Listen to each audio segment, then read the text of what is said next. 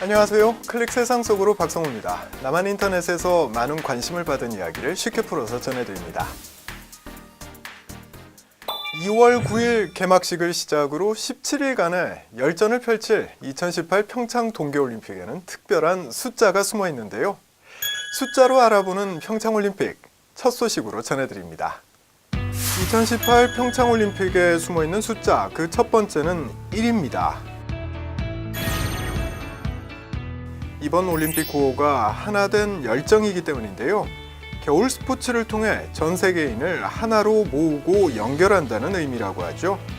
아울러 평창 동계올림픽은 한국에서 열리는 첫 번째 동계올림픽이기도 해서 숫자 1과는 인연이 깊습니다. 2018 평창 동계올림픽에선 숫자 3도 빼놓을 수 없습니다. 대회 개최지가 모두 3곳인데요.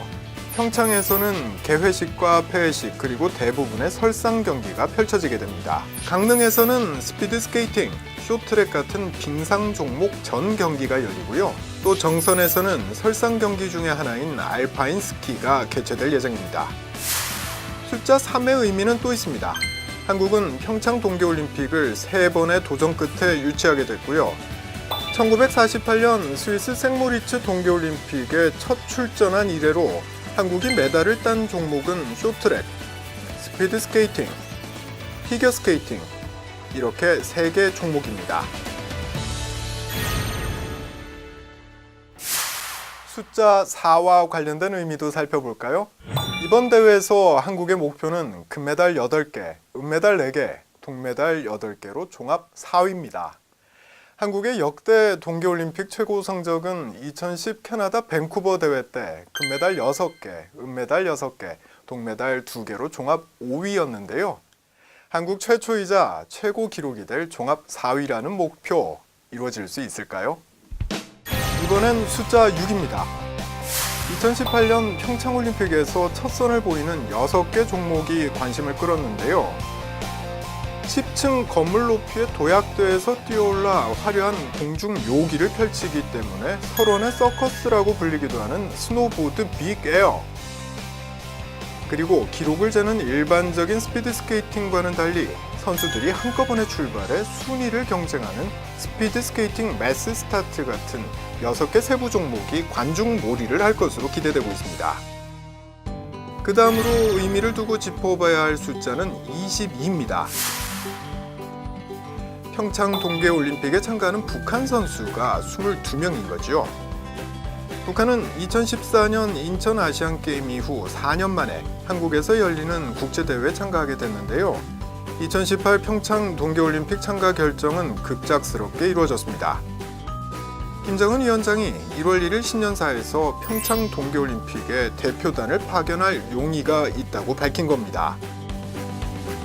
이어서 1월 9일엔 판문점에서 2년여 만에 남북 고위급 회담이 열렸고요. 여기서 양측은 북한의 평창올림픽 참가를 공식화했습니다.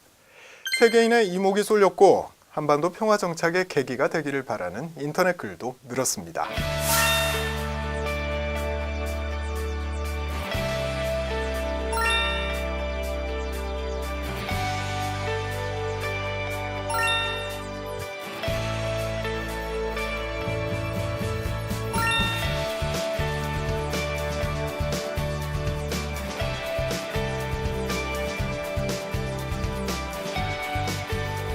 마지막으로 살펴볼 숫자는 92입니다.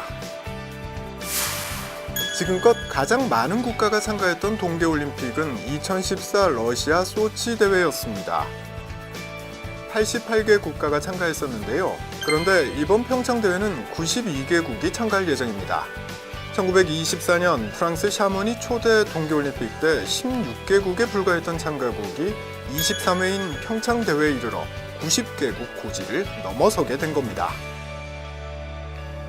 이번 평창 동계올림픽을 텔레비전으로 지켜볼 전 세계 시청자가 약 35억 명이라고 하죠. 이들에겐 대회 개막식 날 남북한 선수들이 한반도 길을 흔들며 공동으로 입장하는 모습이 상당히 인상적일 텐데요. 하나된 열정이라는 이번 올림픽 구호에 딱 들어맞기 때문이 아닐까 싶습니다.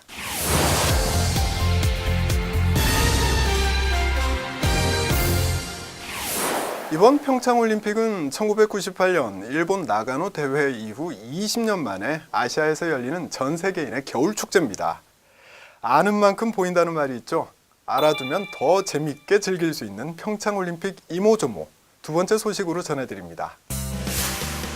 2018 평창 겨울올림픽에서 가장 주목받는 단어는 소셜림픽입니다. 소셜림픽은 사회관계망 서비스를 뜻하는 SNS의 앞단어 소셜과 올림픽의 합성어인데요.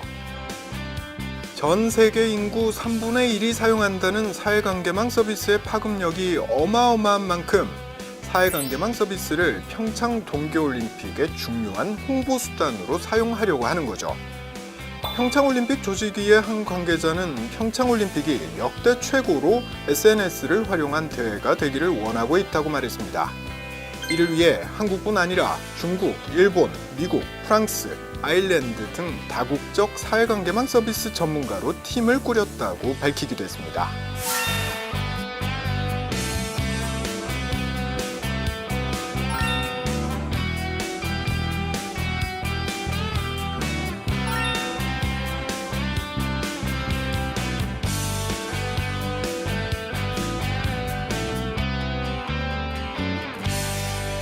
평창 동계올림픽에 출전하는 한국 선수는 15개 전 종목에 걸쳐서 역대 최대 규모인 144명입니다.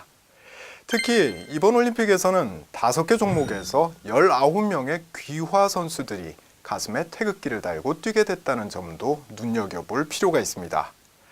2014년 소치 동계올림픽 때 여자 쇼트랙의 공상정이 유일한 귀화 선수였던 것과 비교하면 매우 큰 변화입니다. 가장 많은 귀화 선수들이 있는 종목은 아이스 하키인데요. 남자부에 7명, 여자부에 4명으로 무려 11명이나 됩니다. 그중 가장 눈에 띄는 이는 캐나다 출신으로 골문을 지키는 맷 달튼 선수인데요. 한국 이름이 한라성입니다. 골문을 철옹성처럼 막아달라 이런 의미가 담겼다고 하죠. 아이스 하키 외에도 바이애슬론, 스키, 아이스 댄스, 루지 등의 종목에서 귀화 선수들이 출전하는데요. 사실 나만의 동계 스포츠는 지금껏 빙상에서만 53개의 메달을 딸 만큼 편중된 감이 없지 않았습니다. 출중한 기량을 가진 귀화 선수들이 다양한 종목에서 합류한 만큼 이들의 활약을 눈여겨보면 생소한 동계 스포츠가 좀 더 가깝게 느껴지지 않을까요? 북한의 평창올림픽 참가도 눈여겨볼 만하지만 북한 선수단이 과연 어느 정도의 성적을 낼 수 있을까? 이것도 관심사 중에 하나입니다. 북한은 지금껏 동계올림픽에 8번 출전해 은메달 1개, 동메달 1개를 따냈습니다. 북한이 첫 출전한 동계올림픽은 1964년 오스트리아 인스브루크 대회입니다. 여기서 한필화 선수가 여자 스피드스케이팅 3000m 준우승으로 첫 메달을 목에 걸었고 1992년 프랑스 알베르빌 대회에서는 황옥실 선수가 여자 쇼트랙 500m에서 3위에 올랐습니다. 이번 평창올림픽에서 북한은 피겨 페어, 쇼트랙, 그리고 남북 단일팀을 이룬 여자 아이스 하키 등 5개 세부 종목에 22명의 선수를 파견했는데요. 과연 이들은 동계올림픽 첫 출전에서 은메달을 거머쥐었던 1964년의 영광을 재현할 수 있을까요? 평창 동계올림픽이 끝난다고 해서 이게 겨울철 스포츠 제전의 끝은 아니죠. 3월 9일부터 18일까지 패럴림픽, 그러니까 장애인 올림픽이 열리기 때문입니다. 이번 패럴림픽에는 북한도 참가할 예정이어서 관심이 모아지고 있는데요. 국제패럴림픽위원회는 지난 1월 29일 북측의 평창 패럴림픽 참가를 승인했습니다. 또 개막식에서 남북 공동 입장과 한반도기 사용 등도 의결했습니다. 강원도 평창에서 열리는 전 세계인의 겨울철 체육축제는 오는 3월까지 쭉 이어질 예정입니다. 지금까지 박성호였습니다. 다음 시간에 다시 뵙겠습니다.